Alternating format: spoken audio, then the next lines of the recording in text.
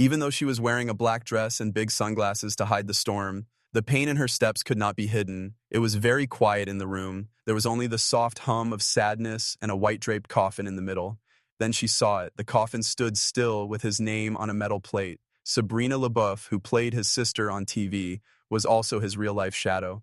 After that, things fell apart. Her knees gave out. There was a scream that broke the quiet. "Malcolm, don't do it. You said you'd return." She fell down. Not easy. Her face was filled with tears that looked like they had been there for years. It looked like she was trying to turn back time when she reached for the coffin. It went from whispers to sobs. Phones broke. Some people forgot to breathe. She broke. In front of everyone. What about the world? Everyone in the world saw it live. A fan outside of the live streaming church said, "I've never seen such heartbreak. It was something we all felt. Today we all lost Theo." The moment went viral online. On Twitter, Instagram, and TikTok, people use the hashtags #SabrinaBreakdown, #MalcolmForever, and #TheoIsFamily.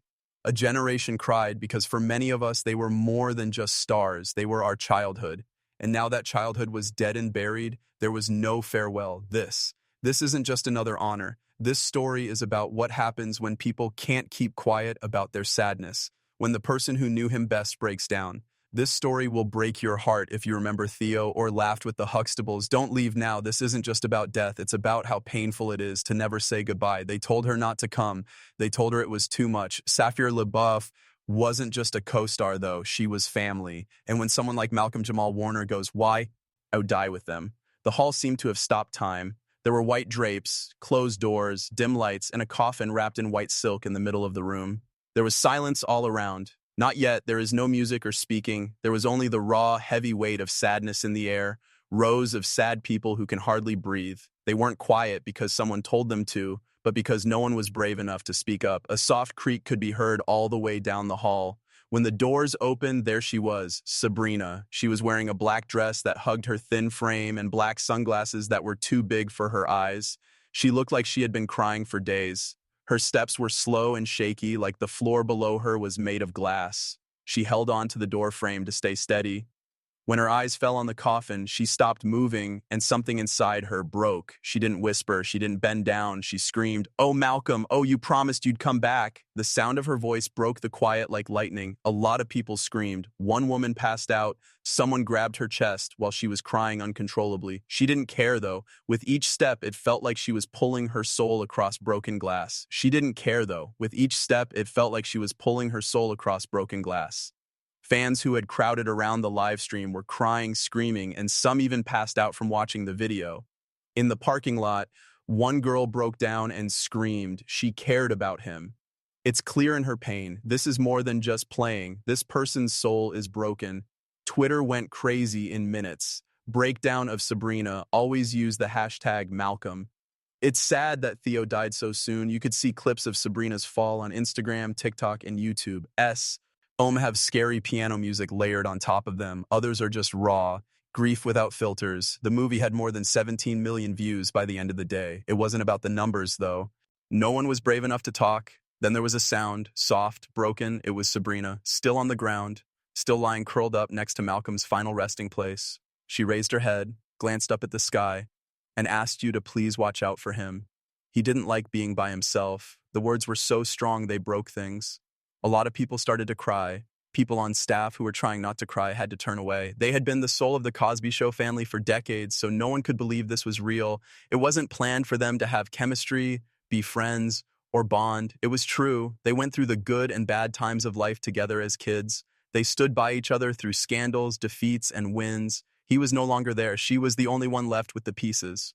Outside, fans held vigils by the light of candles. Some people held up signs. R.I.P. Theo. "Hi, Sabrina. We understand how hard it is for you. Too soon gone." No one had ever seen energy like that before. There were other people killed as well. It broke everyone's hearts. A shared tragedy, a wound to culture. And Sabrina's collapse had become a sign of it all. Reporters tried to get her family and friends to say something, but most of them said no. One close friend told me she hadn't slept, she hasn't eaten. She loved him very much. It's like her soul has stopped moving now. Everyone on the internet agreed. The events at that service were not meant to be seen by cameras. The show wasn't real. It was true. The heartfelt truth, straight from the heart.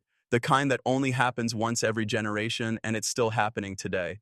That picture of Sabrina Le Beauf falling down next to Malcolm-Jamal Warner's body, her voice cracking and her heart shaking, we still think about it because we saw something that we don't see very often. There was real love, real sadness, and real loss. A lot of people watched it happen, and they will never forget it. The room still wasn't the same after Sabrina fell. Some people were still shaking. People around her couldn't take their eyes off the spot where she had fallen. It wasn't just the sadness, it was the weight of it, the kind that makes your chest squeeze, the kind of sadness that makes the stillness scream. Medical staff came right away. A stretcher was moved down the middle aisle. Why not Sabrina? She turned it down. She opened her eyes quickly. Her lips were dry from crying. It was her turn to push the gas mask away. She whispered, "I don't need help," and her hand gripped the edge of Malcolm's coffin. We didn't see that he needed help. There were gasps all over the room. No one understood what she meant. But those words hurt a lot. It was like she broke open a secret part of Malcolm's story. It hurt her a lot as she slowly stood up. Her legs were shaking. Someone in her family tried to grab her arm, but she pushed them away. She said, "I'm not done." Looking at the crowd, "I'll stand next to him one last time. I'm going to say something that no one else will." Phones were taken away and cameras were zoomed in. People who watched the live stream also held their breath. After that, she spoke. Everyone saw him smile. His jokes made you all laugh. On the other hand, he was dying behind closed doors, not because of fame or stress, but because they were alone. Not only her eyes, but also the eyes of fans all over the world was filled with tears. He would sometimes call me at 2 a.m. to see if I remembered something. He would ask Sabrina, "Do you think I did okay? Do you believe that people cared about Theo?" And I'd laugh because I thought he was joking. There was a soft sob that cut through the crowd. He gave this world his whole heart, and all he wanted was to be seen when the lights went out. When the studio crowd stopped applauding, he wanted to be loved more than just by Theo Hux. We didn't see it, though. We missed it. I missed it. At that point, she fell to her knees right in front of the coffin as if she couldn't stand up longer. It was very quiet in the room. Not a single sound, not a single phone rang, just achingly quiet nothingness. The live stream chat had stopped outside. It was like nobody knew what to do. Then a new sound came into the room, a kid's voice. A girl, maybe 8 years old, slowly walked forward from the back of the room. She had a scrunched-up drawing in her hand. There were braids in her hair and tears were red in her eyes. She went up next to Sabrina and put the drawing on the coffin. Theo's family were drawn as cartoons holding hands with Malcolm, who was smiling. In the middle of the picture was a heart made in thick red crayon. Sabrina looked up, her lips twitched. "Who? Hey, kid, who are you?" The girl paused and breathed. "My dad told me that you and Mr. Malcolm made him trust family again." She then turned around and walked back into the crowd. The room lost what little calm there was with that one line. Now people cried out loud. Men who are fully grown are holding tissues, women putting their heads on each other's shoulders. Even the guards had to wipe their eyes. Fans were setting up candles on the ground outside the venue. Plants, stickers. Some people showed off old DVDs of The Cosby Show. Some people hugged each other like they were remembering their youth. Then she came. Felicia Rashad walked into the room from the side door, where she was out of sight of the reporters. When Sabrina saw her holding a small note by hand, she tried to get up right away. But Felicia ran up to her and gave her the warmest, most human hug anyone had ever seen.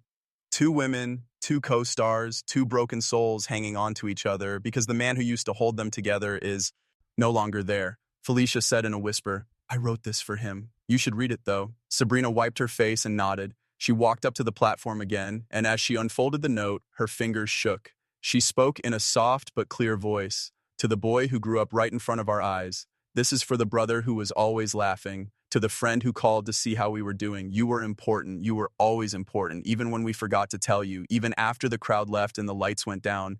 It changed lives to have you there. Your love changed mine. You would still be here if love could have saved you." People in the crowd didn't just cry, they lost it. A woman in the second row passed out. One person had to go outside to get some fresh air. Twitter went crazy. Within minutes, hashtags shot to the top 5 in the world.